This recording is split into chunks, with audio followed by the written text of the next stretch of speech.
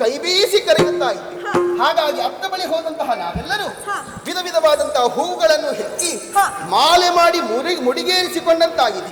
ಸಖಿ, ಅಷ್ಟಕ್ಕೆ ಮುಗಿಯುತ್ತದೆ ಏನೇ? ಇಲ್ಲ, ಇಲ್ಲಿ ಬಾ, ಇಲ್ಲಿ ಬಾ. ನೋಡಿ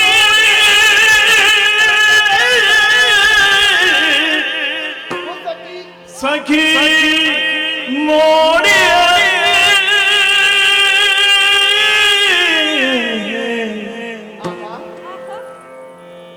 ಗಿಳಿ ಬೀಳು ಸೊಬಗ ನೋಡಿ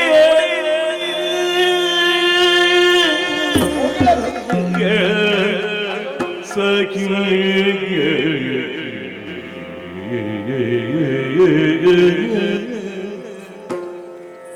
ನೋಡಿ ಸಖಿ ಗಿಳಿ ಬೀಳು ಸೊಬಗ ಸಖಿ ನೋಡಿ ಗಿಳಿ ಬೀಳು ಬಗಿ ಬಗಿ ನೋಡಿ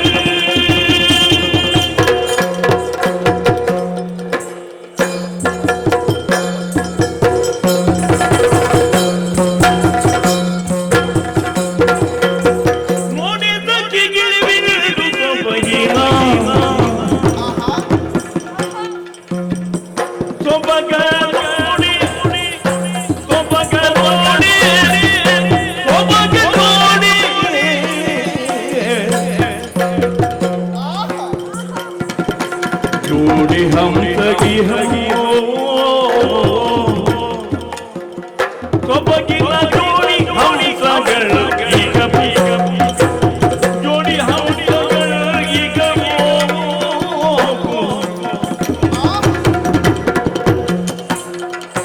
सातो बगीला तो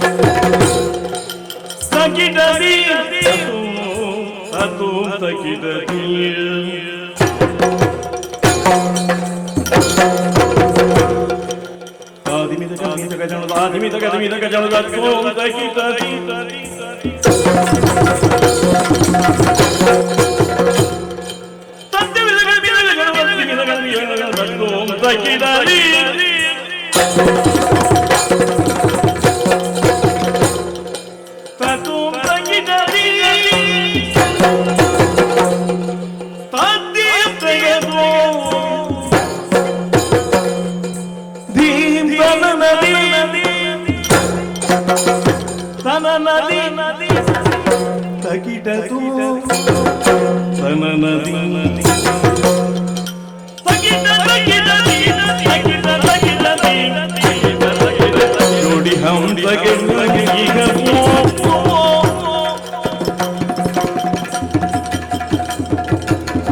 परिमಳ जोड़ी मंद समीर परिमಳ जोड़ी मंद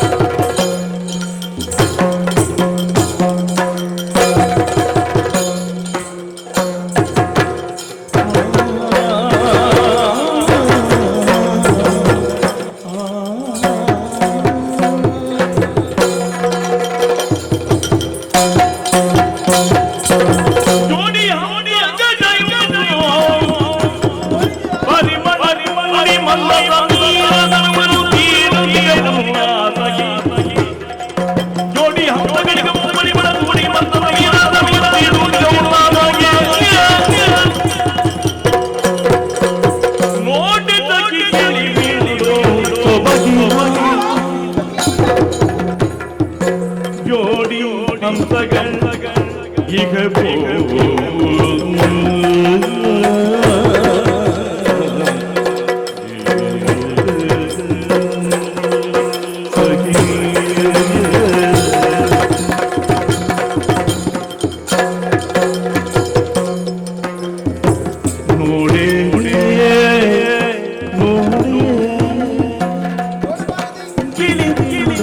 ಸೊಬಗ ನೋಡಿ ಹಂಸಗಳ ಕೆಲವ ನೋಡಿ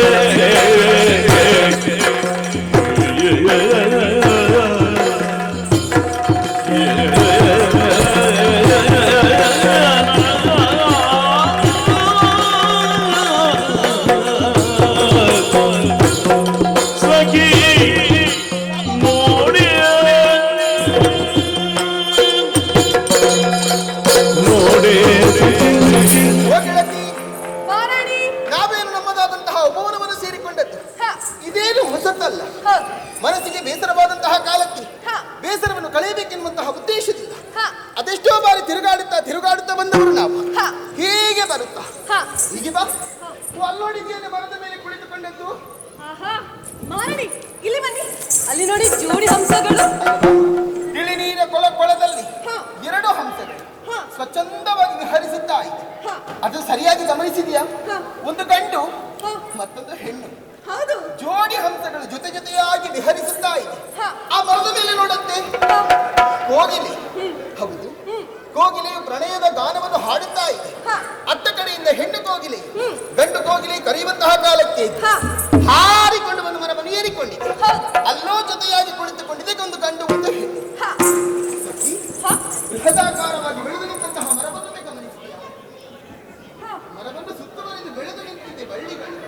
ಹಾಗಾದ್ರೆ ಇದರಿಂದ ಅರ್ಥವಾಗುವುದು ಏನು? ಬಲವಿಲ್ಲದವರು ಬೆಳೆಯಬೇಕಾದರೆ ಯಾರಾದರೂ ವರಿಷ್ಠರನ್ನು ಅವಲಂಬಿಸಿಕೊಂಡೇ ಮೇಲೇರಬೇಕು ಎನ್ನುವುದನ್ನು ಆ ಮರದ ಕೆಳಗೆ ನೋಡಂತೆ ಎರಡು ಮೊಲದ ಮರಿಗಳು ಅಲ್ವಾ? ಅತ್ತಿಂದಿತ್ತ ಇತ್ತಿಂದಿತ್ತ ಹಾರುತ್ತಾ ಹಾರುತ್ತಾ ಜಿಗಿಯುತ್ತಾ ಹೋಗುತ್ತಾ ಇದೆ. ಇದೆಲ್ಲವನ್ನು ಕಾಣುವಾಗ ಮನಸ್ಸಿಗೆ ಆಪ್ಯಾಯಮಾನವಾಗುತ್ತಾ ಇದೆ. ಅಷ್ಟೇ ಅಲ್ಲವೇ, ತಿಳಿ ನೀರ ಕೊಳದಿಂದ ಮೇಲೆಂತದ್ದೇ ತಡ ನೋಡಿದೆಯಾ? ಸಮೀರನು ಮಂದವಾಗಿ ಬೀಸುತ್ತಾ ಇದ್ದಾನೆ. ಹೆಣ್ಣು ಮಕ್ಕಳಾದಂತಹ ನಮ್ಮ ದೇಹವನ್ನು ತೀಡುವುದಕ್ಕೆ ಮುಂದಾಗುತ್ತಾ ಇದ್ದಾರೆ. ಸಂತೋಷವು ಅಧಿಕವಾಗುತ್ತಾ ಇದೆ. ಇಷ್ಟಕ್ಕೆ ಸಾಕಾಗುತ್ತದಾ? ನಮ್ಮದಾದಂತಹ ಈ ಭುವನದಲ್ಲಿ ಬೇರೆ ಏನು ಸುಂದರವಾದಂತಹ ದೃಶ್ಯಗಳು ಕಾಣಸಿಗುತ್ತದೆ ಎನ್ನುವ ಹಾಗೆ ತಿಳಿಯಬೇಕೆನ್ನುವಂತಹ ಕುತೂಹಲ ಅಧಿಕವಾಗಿದೆ. ಮತ್ತ್ಯಾಕೆ ಸಾವಕಾಶ? ತಿರುಗಾಡುತ್ತಾ ತಿರುಗಾಡುತ್ತಾ ಮುಂದುವರಿಯೋಣ.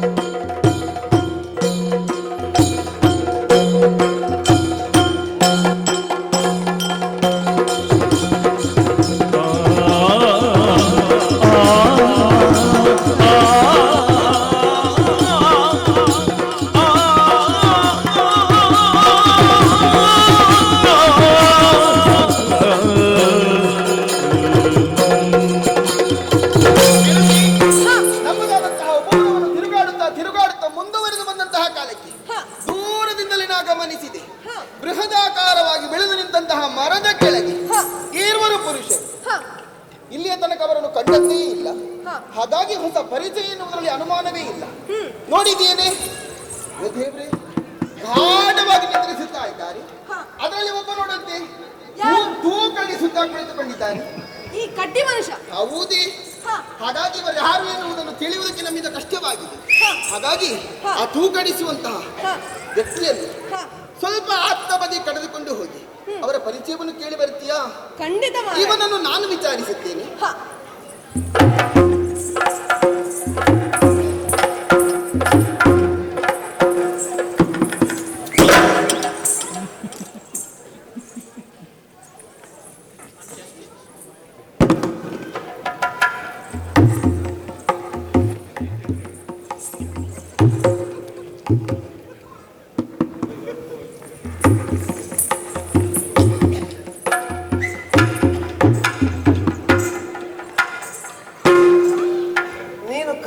ಯಾರನ್ನು?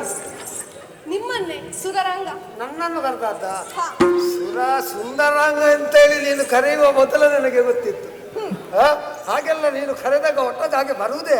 ಹಾಗೆಲ್ಲ ಬರ್ಲಿಕ್ಕೆ ಆಗ್ತದ? ನೀನು ಯಾರು, ಎಲ್ಲಿಂದ ಬಂದವಳು, ಏಕೆ ಬಂದದ್ದು, ಏಕೆ ಕರೆದದ್ದು ಎಲ್ಲ ತಿಳಿಬೇಕಲ್ವಾ? ಅದೆಲ್ಲ ಬಿಡು. ನನ್ನ ವಯಸ್ಸು 16. ಎಷ್ಟು? 16. ಹೌದಾ? ನಾನು ಈಗಷ್ಟೇ 17ಕ್ಕೆ ಕಾಲಿಟ್ಟದ್ದು ಮಾತ್ರ. ಅದೆಲ್ಲ ಬಿಡು. ನೋಡು ಅಲ್ಲಿ ಒಂದು ದೂರದಲ್ಲಿ ಮಾಧವವನ ಕಾಣುತ್ತಿದೆ. ಅದು ಇಲ್ಲಿ ಎಲ್ಲಿಗೆ ಹೋಗುವುದಾದ್ರೂ ಒಮ್ಮೆ ನೋಡ್ಬೇಕಲ್ಲ ನಿನ್ನನ್ನು.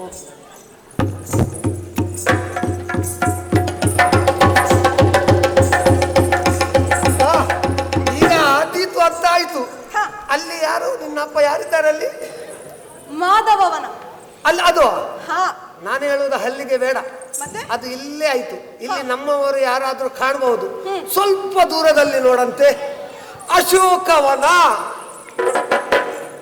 ನಾವು ಅಲ್ಲಿಗೆ ಹೋಗುವ. ಅಲ್ಲಿ ಬೇಡ, ಮಾಧವನದಲ್ಲಿ ಸುಂದರವಾದ ನದಿ ಇದೆ, ಬಾ ಅಲ್ಲಿ ಹೋಗುವ. ಆಯ್ತು, ಅಲ್ಲಿ ಆದ್ರೆ ಅಲ್ಲಿ ಹೋಗುವ.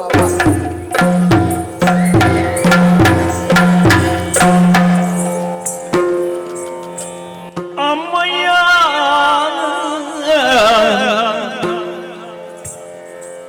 ಇವನೆಂಥ ರೂಪ, ಇವನಿಂದ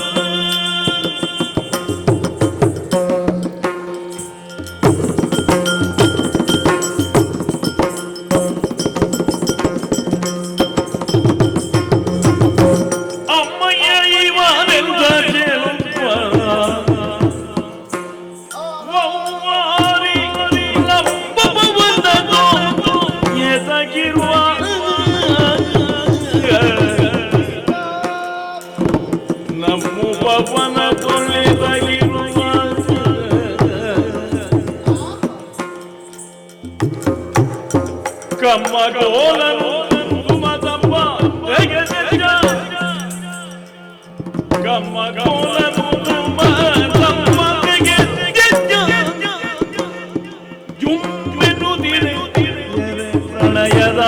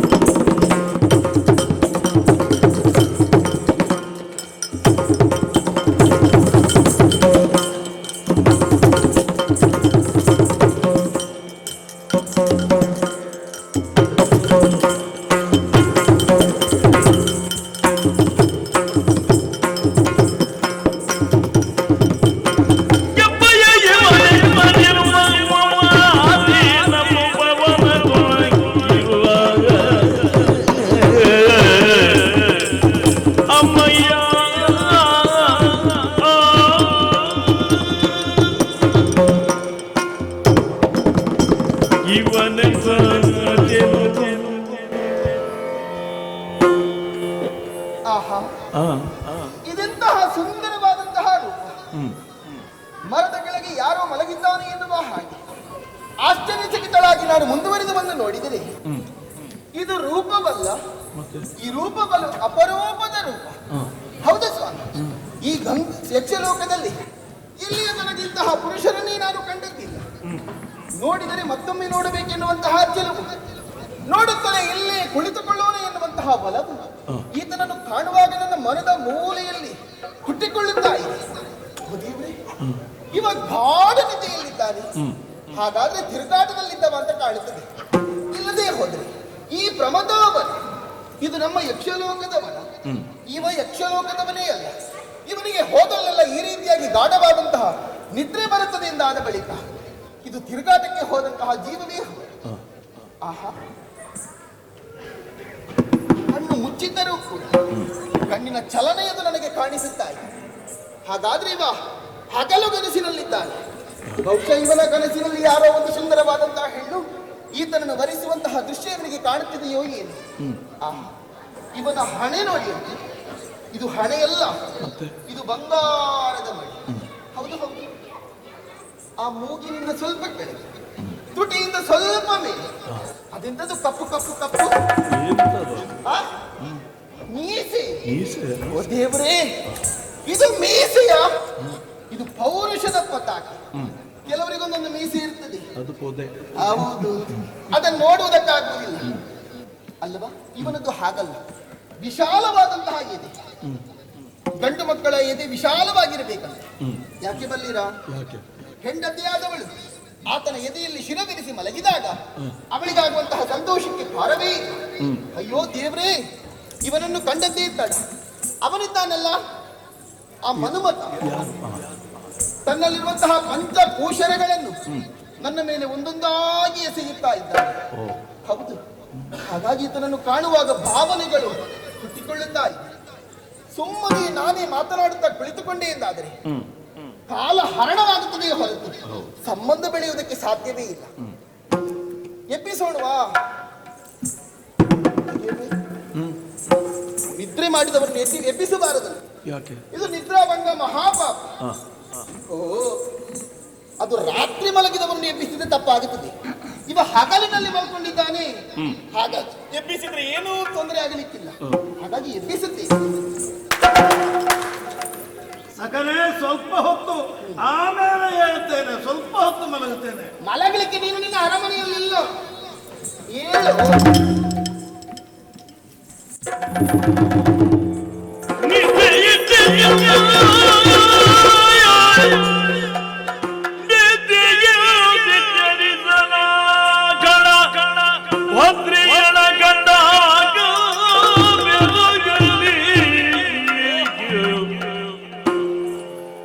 ಶುದ್ಧ ಪುತ್ತಳಿಯಿಂದ ಸಮೇತಿಕ ಸಾಲ ಭಂಗಿಕೆಯೋ ಪುತ್ತಳಿಯಿಂದ ಸಮೇತಿಕ ಸಾಲ ಭಂಗಿಕೆಯೋ ಮುದ್ದು ಬರುವಲ್ತಿಪ್ಪ ಮಗ ಇವಳ ಮುದ್ದು ಬರುವಂತೆ ಅವಳಿದ್ದೆಡೆಗೆ ಮನ ಎಳೆಯೋ ಅವ ಇದ್ದೆಡೆಗೆ ಮನ ಎಳೆಯೋ ಹದ್ದಿಗೊಳಗಾಗಿರುವುದೆಂದೆಂದವಳ ನುಡಿದಿದನು. ಮನ ಬೆಳೆಯುತ್ತಿ ಉದಿದ ಹತ್ತಿಗೊಳಗಾಗಿದ್ದವಳ ನುಡಿದಿದನು.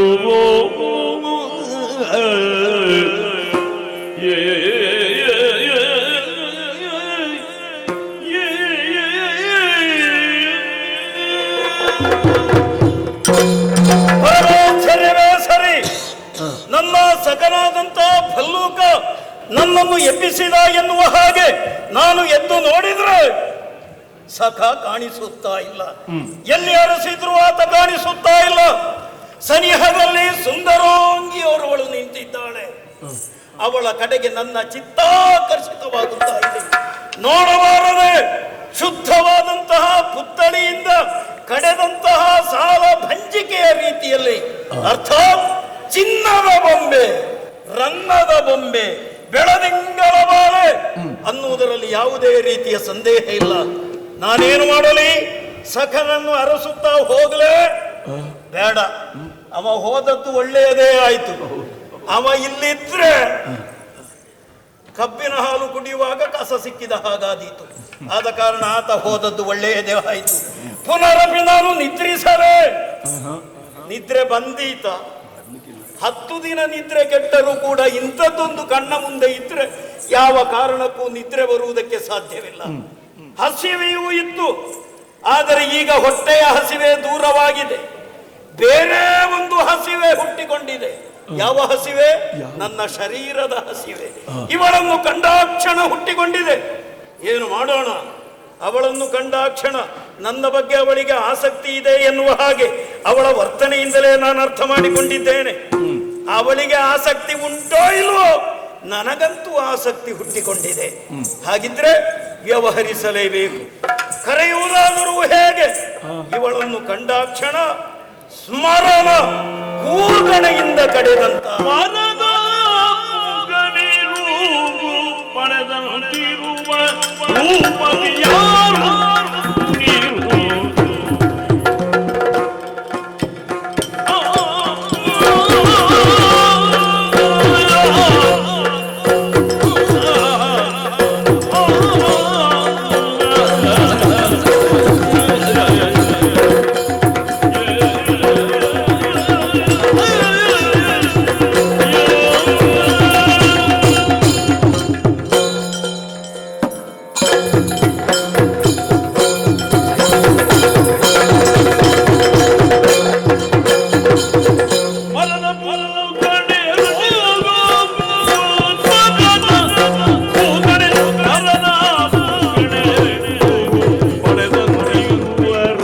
ರೂಪ